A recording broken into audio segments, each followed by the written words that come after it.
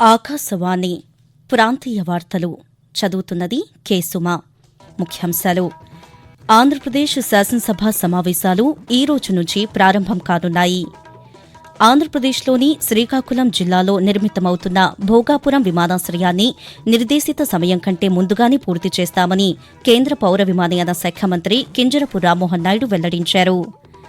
రైతులకు సబ్సిడీతో వ్యవసాయ పనిముట్లను రాష్ట ప్రభుత్వం అందిస్తుందని ఆంధ్రప్రదేశ్ దేవాదాయ శాఖ మంత్రి ఆనం రామనారాయణ రెడ్డి పేర్కొన్నారు. సులభతర వాణిజ్య విధానాలతో తెలంగాణలో పరిశ్రమల స్థాపనకు అనుకూల వాతావరణం ఏర్పడిందని ఐటీ పరిశ్రమల శాఖ మంత్రి డి శ్రీధర్బాబు పేర్కొన్నారు. సామాన్య ప్రజలకు భవన నిర్మాణ కార్మికులకు అందుబాటులో ఉండే విధంగా రాష్ట ప్రభుత్వం ఉచిత ఇసుక కార్యక్రమాన్ని ప్రారంభించడం జరిగిందని ఆంధ్రప్రదేశ్ పర్యాటక శాఖ మంత్రి కందుల దుర్గేష్ అన్నారు. వార్తల వివరాలు: ఆంధ్రప్రదేశ్ శాసనసభ సమావేశాలు ఈ రోజు నుంచి ప్రారంభం కానున్నాయి. ఈ ఉదయం 10 గంటలకు శాసనమండలి, శాసనసభ భేటీ అవుతాయి. ఈ మేరకు గవర్నర్ అబ్దుల్ నజీర్ ఆదేశాలు జారీ చేశారు. ఓటాన్ అకౌంట్ బడ్జెట్ గడువు ముగిసిన నేపథ్యంలో ఈ రోజు 2024-25 వార్షిక బడ్జెట్ను ప్రభుత్వం ప్రవేశపెట్టనుంది. సభాపతి చింతకాయల అయ్యన్న పాత్రుడి అధ్యక్షతన జరిగే సభా వ్యవహారాల సలహా మండలిలో ఎన్ని రోజులు సమావేశాలు నిర్వహించాలో చర్చించి నిర్ణయం తీసుకుంటారు. ఆంధ్రప్రదేశ్లోని భోగాపురం విమానాశ్రయ పనులను నిర్దేశిత సమయం కంటే ముందుగానే 2026 జూన్ నాటికి పూర్తి చేస్తామని కేంద్ర పౌర విమానయాన శాఖ మంత్రి కింజరపు రామ్మోహన్ నాయుడు వెల్లడించారు. దీనికనుగుణంగా అధికారులు ప్రత్యేక శ్రద్ద చూపాలని సూచించారు. విమానాశ్రయ నిర్మాణ పనులను నిన్న ఆయన తనిఖీ చేసి సంబంధిత అధికారులతో సమీక్ష నిర్వహించారు. అనంతరం కేంద్ర మంత్రి మాట్లాడుతూ నిర్మాణ పనులను త్వరితగతిన పూర్తి చేసేందుకు అధికారులు ప్రత్యేక చర్యలు తీసుకోవాలని ఆదేశించారు. విమానాశ్రయం పూర్తి చేయడం ద్వారా రాష్టంలో ఆర్థికాభివృద్ది, ఉద్యోగావకాశాలు పెరుగుతాయని ఆయన తెలిపారు. రైతులకు సబ్సిడీతో వ్యవసాయ పనిముట్లను రాష్ట ప్రభుత్వం అందిస్తున్నట్లు ఆంధ్రప్రదేశ్ దేవాదాయ శాఖ మంత్రి ఆనం రామనారాయణ రెడ్డి తెలిపారు. శ్రీ పొట్టి శ్రీరాములు నెల్లూరు జిల్లా ఆత్మకూరులో నిన్న రైతులకు ఆయన వ్యవసాయ పనిముట్లను పంపిణీ చేశారు. ఈ సందర్భంగా మంత్రి మాట్లాడుతూ రాష్ట వ్యాప్తంగా కురిసిన వర్షాల కారణంగా జలాశయాలు నీటితో నిండుకున్నాయని, రైతాంగం అవసరానికి తగినట్లుగా నీటిని విడుదల చేస్తామని తెలుపుతూ రైతు సంక్షేమం గురించి ఆలోచించడమే మా లక్ష్యమని చెప్పి ఇవాళ నిర్ణయం తీసుకొని దాదాపు ₹1,00,000, ₹1,12,000 అయ్యేటువంటి దాన్ని మీకు 15,000కి 17,000కి ఈ యొక్క డ్రిప్ పథకాలని ఇవ్వడం జరుగుతూ ఉంది. రైతు బాగుండాలి, రైతు బతకాలి, రైతు పండించేటువంటి పంటతో ఈ యొక్క రాష్ట్రంలో, ఈ సమాజంలో ప్రతి ఒక్కరూ ఆనందంగా జీవించాలన్నదే ఇవాళ మన ముఖ్యమంత్రి చంద్రబాబు గారి ఆలోచన. చేనేత కుటుంబాలకు సహకరించేందుకు ప్రభుత్వం అన్ని చర్యలు తీసుకుంటోందని ఆంధ్రప్రదేశ్ విద్యా, ఐటీ శాఖల మంత్రి నారా లోకేష్ అన్నారు.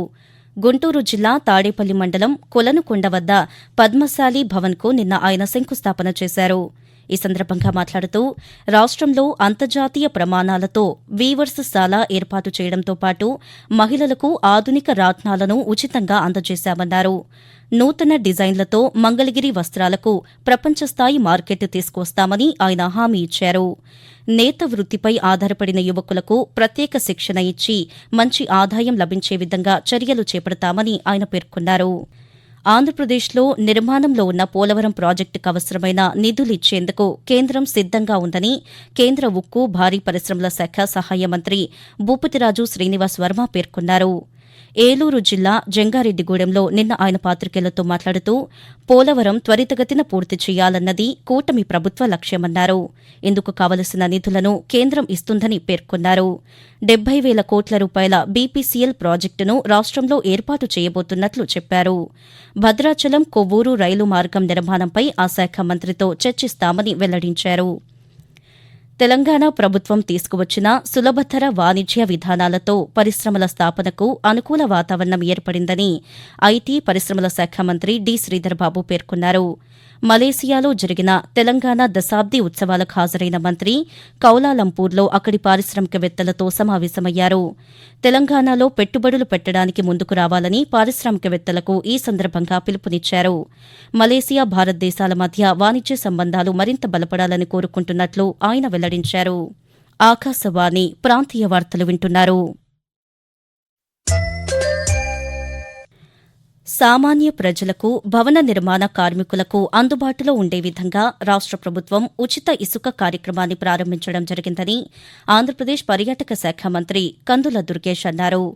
ప్రభుత్వ నిబంధనలను అతిక్రమించి ఇసుకను విక్రయించే వారిపై కఠిన చర్యలు తీసుకోవడం జరుగుతుందని మంత్రి దుర్గేష్ పేర్కొంటూ, సామాన్య ప్రజానీకానికి, భవన నిర్మాణ కార్మికులకి ఉపయోగపడే విధంగా ఉచిత ఇసుక అనేటువంటి ప్రతిష్టాత్మకమైనటువంటి కార్యక్రమాన్ని ప్రారంభించినటువంటి విషయం మీ అందరికీ తెలిసిందే. నిర్ణయించినటువంటి ధర కంటే ఎక్కువగా ఎవరు కూడా వసూలు చేయడానికి వీల్లేదు. ప్రభుత్వం నిర్ణయించిన ధరకి మాత్రమే మీ ట్రాన్స్పోర్టేషన్ కి, అదేవిధంగా అక్కడ తవ్వుకోవడానికి వాటికి సంబంధించింది తప్పితే ఇసుకకి కొనుక్కోవడానికి ఏ ధర లేదు.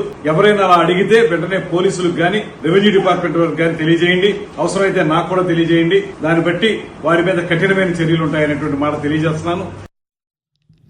ఆంధ్రప్రదేశ్లో పలువురు ఐఏఎస్ అధికారులకు శాఖలను కేటాయిస్తూ ప్రభుత్వం ఉత్తర్వులు జారీ చేసింది.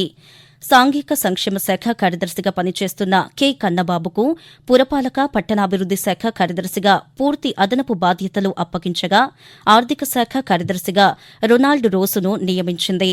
బి అనిల్ కుమార్ రెడ్డిని ఏపీ స్వచ్ఛాంధ్ర కార్పొరేషన్ ఎండీగా ప్రభుత్వం నియమించింది. విద్యార్థులు దేశభక్తిని పెంపొందించుకోవాలని తెలంగాణ రాష్ట గవర్నర్ జిష్ణుదేవ్ వర్మ కోరారు. Bharat scouts and guides BST 75వ ఆవిర్భావ వేడుకల్లో భాగంగా హైదరాబాద్లోని రాష్ట కార్యాలయంలో నిర్వహించిన కార్యక్రమానికి నిన్న ఆయన ముఖ్య అతిథిగా హాజరయ్యారు. బీఎస్టీలో శిక్షణ పొందిన చాలా మంది విద్యార్థులు ప్రస్తుతం వివిధ రంగాల్లో అంకిత భావంతో పనిచేస్తున్నారని కొనియాడారు. వసుదైక కుటుంబం అనే భావన ఏర్పడాలంటే క్రమశిక్షణ, నిబద్దత అవసరమని పేర్కొన్నారు. భారత్ స్కౌట్స్ అండ్ గైడ్స్ ను మరింత అభివృద్ది చేయడానికి చర్యలు తీసుకుంటామని హామీ ఇచ్చారు. ఆంధ్రప్రదేశ్లోని భవన నిర్మాణ అనుమతులకు సంబంధించి నూతన విధానాన్ని తీసుకువస్తున్నామని రాష్ట పురపాలక, పట్టణాభివృద్ది శాఖ మంత్రి పొంగూరు నారాయణ తెలిపారు. శ్రీ పొట్టి శ్రీరాములు నెల్లూరు జిల్లాలోని నెల్లూరు పట్టణంలో రాష్ట ప్రణాళిక అధికారులతో నిన్న నిర్వహించిన సమీక్షా సమావేశం అనంతరం ఆయన పాతికేయులతో మాట్లాడుతూ, వివిధ రాష్ట్రాలలో భవన నిర్మాణ అనుమతులకు సంబంధించి అధ్యయనం చేసిన తర్వాత నూతన విధానానికి రూపకల్పన చేస్తున్నామన్నారు. దీని ద్వారా సింగిల్ విండో, ఏక గవాక్ష విధానంలో అనుమతులు పొందేందుకు వీలవుతుందని వివరిస్తూ, సింగిల్ విండో ఆన్లైన్ చేయడానికి అనేక డిపార్ట్మెంట్ల యొక్క మినిస్టర్లతోనూ వాళ్ళకి సంబంధించిన అధికారులతో మాట్లాడడం జరిగింది. ఆల్రెడీ వాళ్ళ సర్వర్ని లింక్ చేశారు. బహుశా December 1 నుంచి డిసెంబర్ ఎండింగ్ లోపల ఈ యొక్క న్యూ సాఫ్ట్వేర్ వస్తుంది.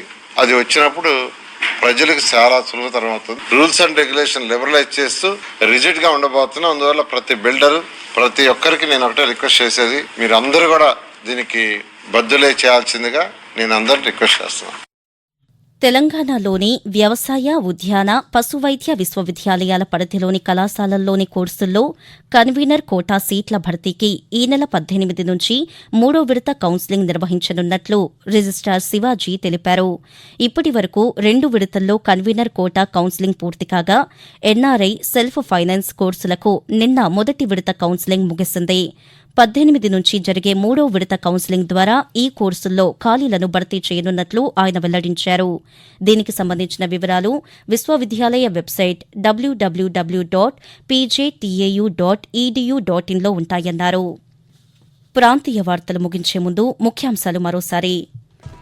ఆంధ్రప్రదేశ్ శాసనసభ సమావేశాలు ఈ రోజు నుంచి ప్రారంభం కానున్నాయి. ఆంధ్రప్రదేశ్లోని శ్రీకాకుళం జిల్లాలో నిర్మితమవుతున్న భోగాపురం విమానాశ్రయాన్ని నిర్దేశిత సమయం కంటే ముందుగానే పూర్తి చేస్తామని కేంద్ర పౌర విమానయాన శాఖ మంత్రి కింజరపు రామ్మోహన్ నాయుడు వెల్లడించారు. రైతులకు సబ్సిడీతో వ్యవసాయ పనిముట్లను రాష్ట ప్రభుత్వం అందిస్తున్నట్లు ఆంధ్రప్రదేశ్ దేవాదాయ శాఖ మంత్రి ఆనం రామనారాయణ రెడ్డి పేర్కొన్నారు.